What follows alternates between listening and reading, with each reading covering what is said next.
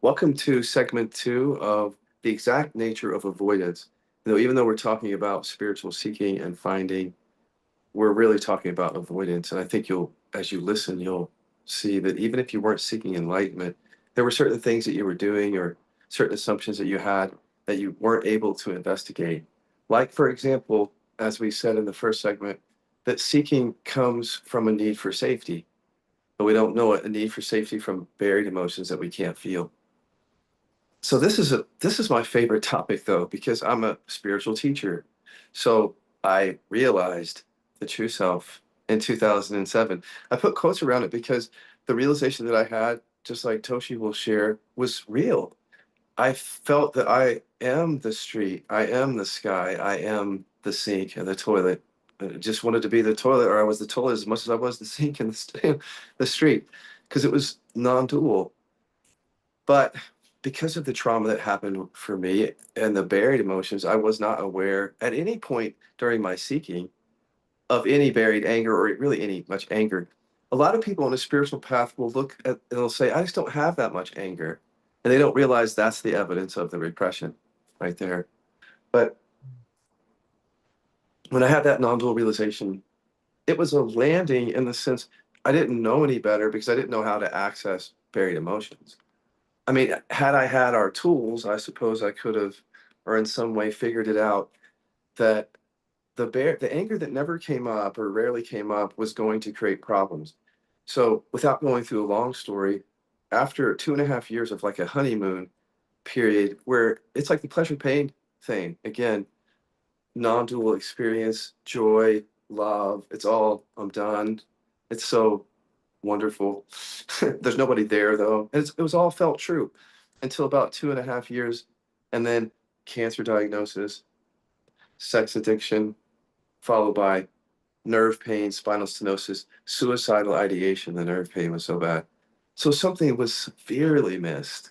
In fact, I've come to learn severely. There's actually, the bypass is very dangerous. People don't like me always to say that, but it's actually dangerous because, like Toshi was saying, all these ways of avoidance, creative ways. One of the ways is finding or realizing and not realizing that you've landed somewhere.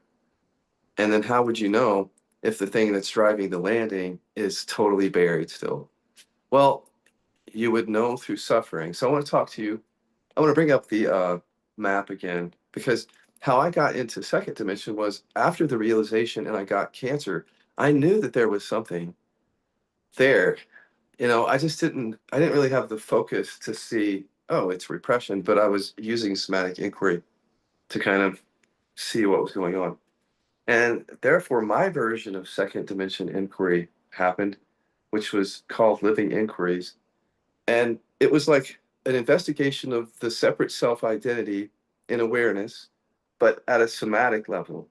So I think I have a lot to share with people in terms of how skillful you can get with somatic approaches in second dimension, which is where things come up that wouldn't otherwise come up because you're prompting them up.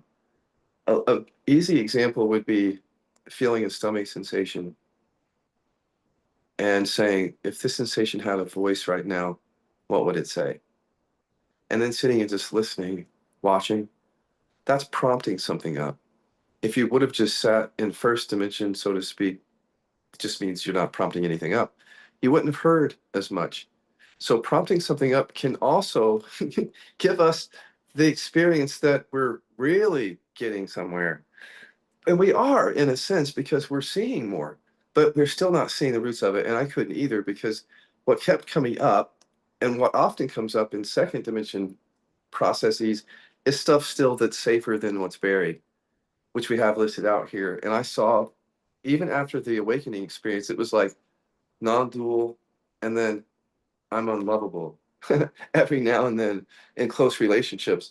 And that those two things didn't seem to go together. And so I started to do somatic inquiry to see what's the root of I'm unlovable and could not find it. And spent years in second dimension bypassing, doing somatic processes that look like they're very skillful on the surface, but they simply don't reach buried emotions. And so part of my avoidance, the exact nature of it, was continuing to avoid the very buried emotions that had created the bypass in first dimension. I missed it again. Toshi, what was you had a different life, obviously, but what's your experience with what we call, so it's not just our work that's second dimension, this is all over the place, somatic therapies and everything. What else do you have to share with us?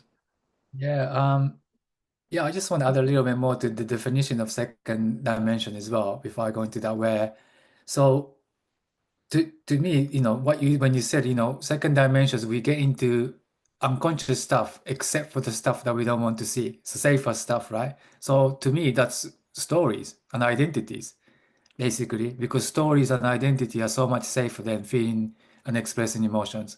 And it's hard to see this until you start the work, but just trust us on this one. It's, even your darkest thoughts and the stories and all the bad things and good things that happen to you, they're all stories.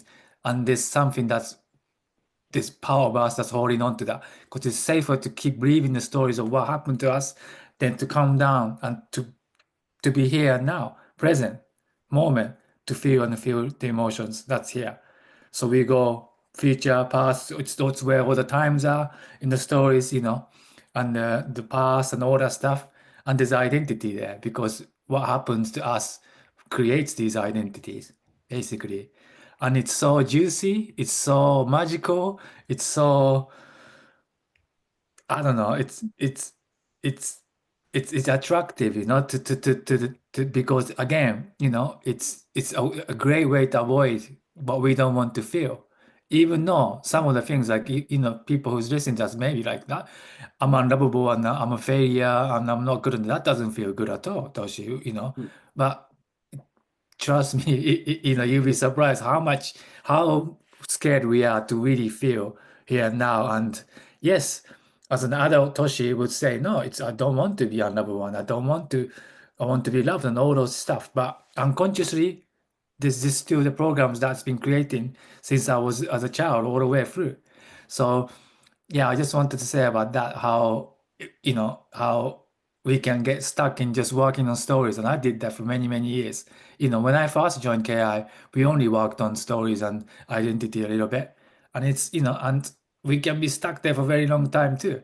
Just working horizontally, as we say. Just stories after stories after stories.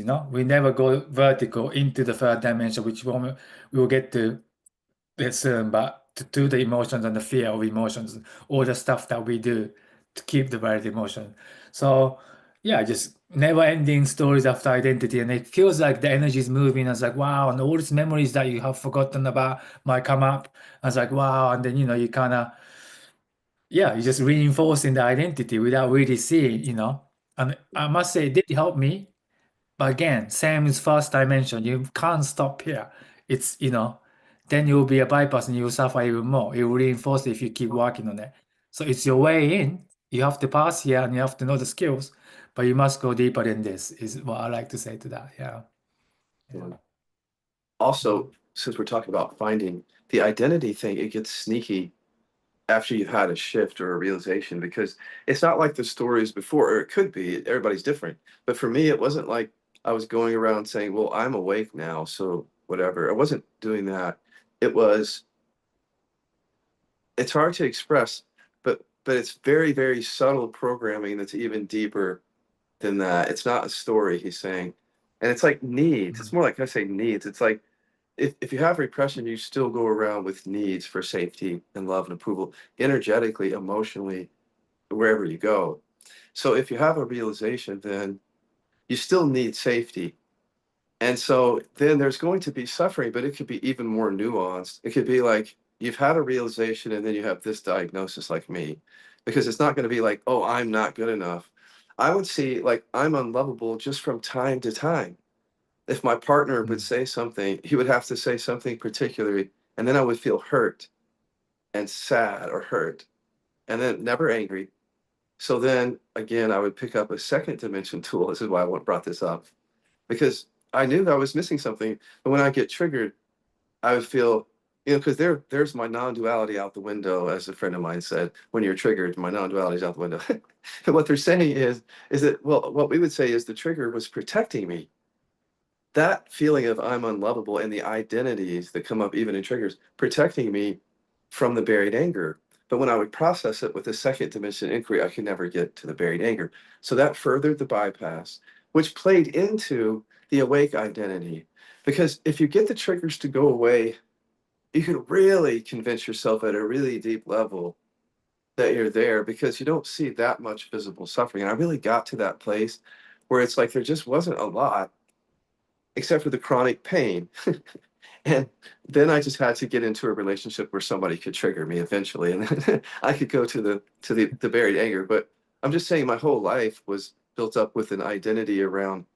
It's almost it can be like whenever you're buying into spiritual language, you just have to be careful of any kind, even KI Mm. spiritual language, because right under it could be that need for safety. If you don't know how to look for it, your current landing and your current understanding could just be the current way that repression manifests. Yeah. Yeah. Yeah. And the dropping of identities, through awakening, I feel like I've went through that. But that created the biggest identity of all time to say there's, of non-identity. Non-identity was the biggest identity. And then that all of everything else that was in other baskets were put into that big basket now too. So I become more blind, but I'm just sitting this like no identityness, nobodyness. And then, yeah, I'm not identify, anything. There's nobody here and all of that. It just gets subtler and subtler, but I don't know how to say it. The the subtler it gets, the stronger it is, or something, or the pain gets stronger or something, or it's just bubbling underneath it basically because I don't know. It's it yeah, it's going somewhere. You think it's going, something's going, just passing through, but none of it is going anywhere. It just stays in your body non-stop. And then, then we really have to face the consequences sometimes through chronic pain or depression, everything like that. So yeah, it's kind Yeah. of it's dangerous. Yeah, in that way. That's the way I think, because we talk about finding, it's like, because Kotoshi and I we do the training program here. So we run it, we operate it, we do it all. And we're obviously interested in teachers and coaches and people who have an established group of people that they help so that KI can get out to more people. But this is one of the issues here is it's so hard to see. Because if you have a shift or a realization or some healing and your system is safe, you could just park there. And I've seen people park there, and for years actually, because because their realization gave them a certain amount of safety from triggers and upset, and they can't really see the inauthenticity in their life because they're just kind of checked out into that presence. But then I see for the finders among us, we have to watch for the diseases and the chronic pain and the ongoing addiction and things like that. Not necessarily for serious relationship stress. It could be, but you have to be careful because it's like putting out a bunch of fires at the surface and it looks like we're just calm, but under it's all coming from some volcano that you can't see. And as long as you can put out the fires, you don't recognize it's there because you're constantly Yeah, putting out the fire. exactly. Yeah. It's like you almost reach the ultimate creativeness of avoiding something, isn't it? Like you're the master of, avoiding everything. So you put all the fires out. That's why, but it's so hard to acknowledge that you're suffering. I was there. Like even though my life wasn't going well, I had chronic pains, all that stuff. I was convinced I wasn't suffering. It's so hard to convince people. That's why I was talking about the subtlety. The subtler it is, the bigger the beliefs, the bigger the landing. Then it's so hard to see because I didn't know I was defending this landing. I didn't know I was defending this awakeness that I had to play in my pocket to keep the anger down when it just happened and it's the case already. But I had to Yeah. make into something, but because it was so subtle that movement, I didn't know I was defending it to death. I could not hear it, and how I was good at saying even the pain comes, suffering comes, trigger comes. I just say yeah, no, it's, just allow. I don't know Yeah. how else to say it. There's no words for it. It's just this quietness or Yeah. anything. I have all the tricks. And it Yeah. just happens naturally because I'm so good at it. Like, like that's what I mean by that. I'm the best creator ever now. Like, to be able to, top of the kind of league guy, because I got to the ultimate almost, because then I feel like I wasn't defending it, but I was, yeah, I was defending it. I'll be the last one to know, when I'm landing. But then this is where the suffering comes in, how important it is. Because without suffering, I would not know. I might have killed myself or not. Because I could have just killed myself and he's still telling them I'm not suffering. There's just someone, there's nobody's gonna die anyway. I'm gonna carry on. You know, it's how dangerous that can be. Yes, it is true to a point, but that's how also how tricky and subtle and dangerous it could be when you found and landed on something or when you don't see it. So we work with coaches and teachers, they're the hardest nut to crack because they're so quick to dismiss their suffering. And without acknowledging the suffering, you can't do this work. How are you going to get into yourself when you don't know you're suffering? Because everything is just happening and rising. You know, you can't. Because even if you do use our tools, your body will not react necessarily because you're so good at pushing things down. You know, it's so hard to do it. But when you really start to turn around, when you really start to look in the dark corners that you don't really look into. So that's, you know, I'm so glad I found Gary. I could be there for years and years and years and not go really, really ill or something have happened because yeah, it's strong. It's subtle, but it's powerful. The subtler it is, the more powerful it is, the more blind I am to it, and I will defend it to death. And I always say this, you know, I'll go to war with it. Might hurt someone with it if I'm really threatened without even knowing, because this is this is what I've been working for all my life. You cannot take this away from me.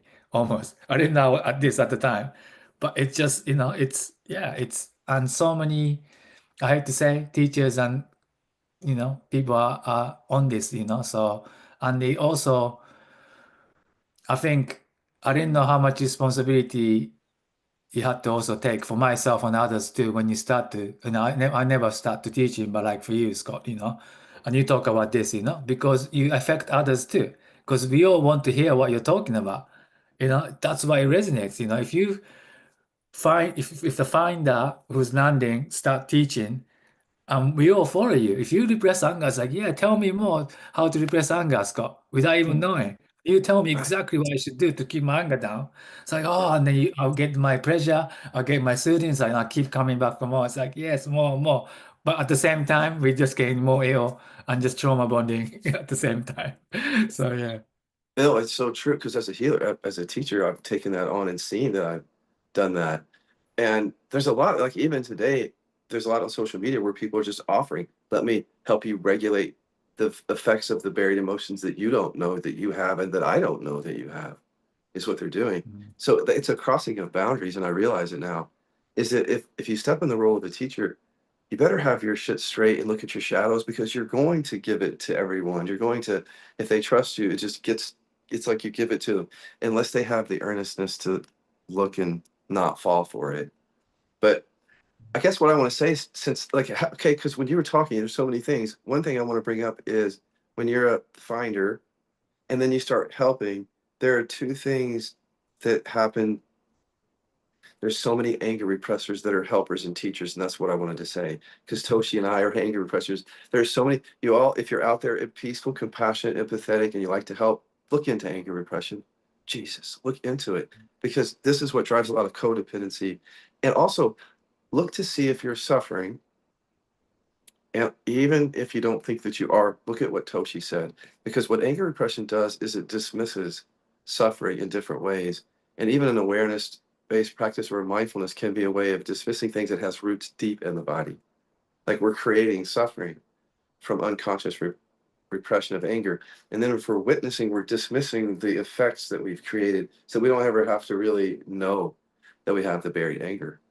So, how would you know if you're a teacher? Because in addition to dismissing suffering and not getting to the root, there's a dismissal of needs with anger and other hurt repressors. And so, a lot of helpers, when they come into the program, as earnest as they are in training, in the beginning of the needs work, they'll say things like, I don't really know what my needs are. And I'm like, exactly. But you want to help other people. Now, think about it for a moment. Because if you don't know what your needs are, what if they're driving everything? What if they're driving the realization that you're seeking that you found? What if they're driving the helping? And that's going to create more suffering for you and the people that you help. So people will not understand that though. But if you don't know what your needs are driving the suffering that you're dismissing. So your needs, your emotional needs are creating suffering. You're dismissing it for peace that keeps happening. So those needs in other people that create their suffering, you can't help them with that because your needs are doing that to help them avoid that. It's just something in the future we'll know about much more when we're more conscious. There's a boundary, there's a set of boundaries there that we're not honoring as teachers and helpers. And I think it's because finders become helpers too soon. Guilty. We become helpers too soon because we haven't done that deeper work. And the way the traditions, especially non-Jewish traditions, are set up, it's so easy to dismiss needs. Like, it's something like that's like something you don't, that's like I don't know how to, that's just identification. It's about really egoic thing, isn't it? That's how I would have dismissed it. When you have told me 10 years ago, Yeah. what about your needs, Toshi? Like, what my needs? That's just ego. I say I would never question even once again. And I would already say that as a teacher back then, it's like because it's so connected to that what we're really scared of, the relationships between people, between work, between money, between ourselves, all of that. That's where the needs arises. But we don't really know that what we're really scared of is that, because that's where the emotions comes in relationship. That's what we're really scared of. That's what we learned to say, oh shit, I mustn't be angry in relationships. So we go as far away as possible from relationship as possible. And what's a best way to dissociate from relationship? Vast empty awareness. That is not, there's nobody here. And when you land there and when you've seen it, everything, part of the reality, it's just like, what needs?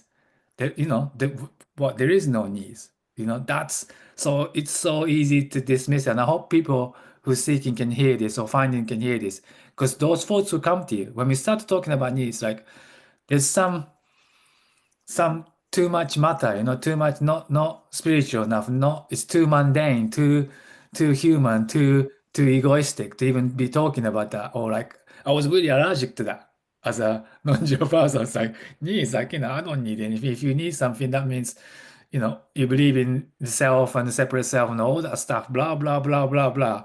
It's like I don't even go there. I just say no. I just dismiss it, no problem. So yeah. Right. Yeah. So, God, that's so important. I hope everybody heard that because I couldn't have heard that. I could not have heard what you just said.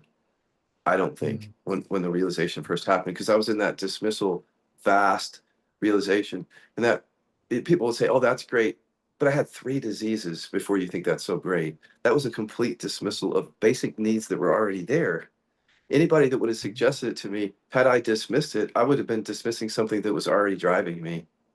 That's what we do, is we dismiss something that we're not aware of. So that's what you have to be careful of with something like this. With needs, it's so important that you brought that up because I almost want to do a somatic test, although it's not appropriate here. Let me just give an abbreviated version because there'll be people yeah. who come into our work through the safety net. They might come and watch this and they might have already had a shift. Maybe they want to help people, but if we can just stop you for a second, you go do whatever you want, obviously. But if you pull people up that you're helping or that you want to help and you say, I don't need their love and then say, I don't need their approval, and just keep track of that.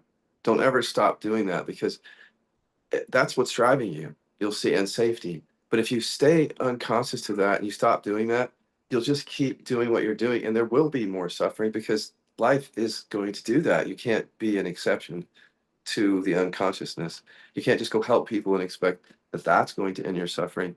There's real suffering there, and it comes from those needs. But sometimes that's all that people have is those somatic tests because I mean, just trying to think of listening to you 10 years ago, no, 15 years ago, I would have been like, yeah, maybe, but how would I know? I don't know what I would have said because like Mm, they're so unconscious, until you say, yes. I don't need someone's approval or I don't need their love or I don't need to stay safe. You don't really even know that they're there, but you can finally feel them. So nothing to ask you there. Other than, I guess, before we end here, Toshi, is there anything else that you would say? I feel like this segment is connected to the first one in this way. People Mm, maybe get confused about the natural unfolding that happens where you just include more of what was unconscious and there's a deeper embodiment that happens. That's different than seeking. There can't be seeking, mm, but the seeking is part of, as we said, segment one. part of the repression. But there is a natural unfolding when you get to the root of suffering and you see suffering go away. And I hope that nobody, well, I'm sure people will confuse what we're saying. We're not saying that you have to continue seeking. We're saying that you already will and you do already. And we want you to help capitalize on it. But then be open to not landing in your realization and be open to the unfolding, which isn't about seeking or getting somewhere. You'll see it's just about being more yourself, more fully yourself here. And as long as there's seeking, it's going to seem like you found something. Can we just be honest? Like if you have a shift, it sends a signal to the system, I've got it. Right? Just be, I guess my thing before you share your thing is be weary of not just the I got it, I mean the I lost it, but also the I got it. Be equally, or if not more interested in how somehow you got it, even if you don't say that to yourself, if you have the experience of like, I got it, because then you're not open. There's like a lack of openness to any greater unfolding. And I feel like that could be fear, and you would want to catch that. Yeah. It's the danger of concluding stuff, isn't it? It's like landing. As soon as you conclude something, you put a stamp on it and say, "This is it." But there's a real pleasure and soothingness and like a safety in to say, you take it off, it's done, it's concluded. I'm done. I got it. You know, and we've even forgot we put it in the package, you locked away to never look again because it feels like that. You know. But that's so static when nothing is static, and when you really start into tune into your non-dual experience, if you have them, nothing is static. Everything is constantly moving. But the very thing that you're willing to not look is not coming up, so you won't meet, you cannot find that staticness because you are that staticness in the end, pretending to be the flowing thing basically, because that's all the mind can do. So yeah, before we finish, I just want to say. You really have to keep the mind out, meaning keep Toshi out, meaning Toshi is the repression that I've been building on the creator that wants to be avoiding things as much as possible. But when he comes to sit down to do the inquiry of this work, he really needs to move out the way because everything that we talk about now, the mind's gonna grab it and you miss all of it. Unless you start doing some of the Scott just gave you a little kind of inquire a little bit, unless you start kind of direct straight back to the body itself, it's really, really hard, almost impossible to actually catch this. So I that's why you need us, and I can say this. You really do. You need people who's actually seen it. And maybe I couldn't say this if I wanted to get your love and approval, but you do because I could not see it. There's no way I would have just interpreted it in the way that I want to. I will filter things out. I just take the bits I want, that what you're saying, Scott, and say, oh yeah, to validate what I'm believing, where I'm landing, and then just so be it, and I keep suffering. But every time I land, I get a bit of pressure out of it, so I feel good or soothe myself. That just goes on until you really start to keep the mind out and ask the body, what is it that is kept here? Because it hasn't gone anywhere. That's what we keep pointing to. There's always freedom just around the corner, right behind the ears, if you're willing to look. It's always here. But it's so far away at the same time because we're in our minds and but we have a way and we have a tool to do this. And then it's yours. It's not about you keep coming back to us to keep you need us to kind of heal you or something. No, we just need to tell you how to turn around to see because it's the guy who's listening has to be looked at. I don't know how else to say it. So yeah, that's why I just wanted to share that. And I'm sure we'll go more into that of how to keep the mind down and all this stuff. But it's not. Yeah.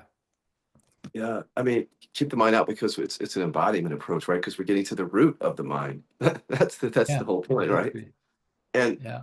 and speaking of in terms of just finishing this off, in terms of finding, I shared this story. I'll share it real quick. I did a, an interview series with other non-dual teachers, and we all shared. This was years ago. We all shared because it was a pretty open dialogue, and I kept asking them because I was curious as to why even after the realization, a sense of deficiency would come up, especially in close relationship. These were some fairly known teachers and some not so known. Everybody agreed that they had that come up from time to time again. But some would call it insufficiency or inadequacy, lack. Yeah, different words for it. But when I left that situation, I thought that's kind of how a lot of us do. I'm not saying all teachers land and don't get to repression, but we were all dealing with repression and nobody was acknowledging it. Because when you go into the body, you actually see where that comes from. So this is why it's so important on a non-dual path. And also, when you trust somebody, you have to verify it completely yourself. Because there's Toshi, even though he says things that are similar to me, he's verified all of these insights for himself. And that's the only way you get this. And until you work with somebody like us who's been there before, it's so easy to become someone who just settles for a certain amount of suffering in your life. Even if you have a non, you just settle for a certain amount. Like this insufficiency story, it's like luggage. I have to just carry it around every now and then. Or this disease. But it gets serious when we're talking about diseases too.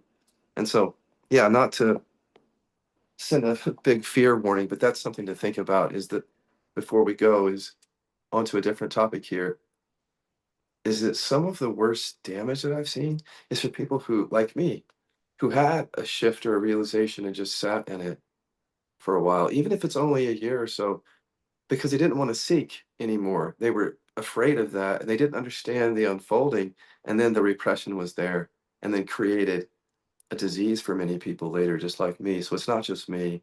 It's not this book that we wrote, it's not just the story of me and Toshi. We've been working with a lot of people through the years. Well, thank you, Toshi. We're going to invite everyone to the next segment and stick with us. Thank you. Thank you.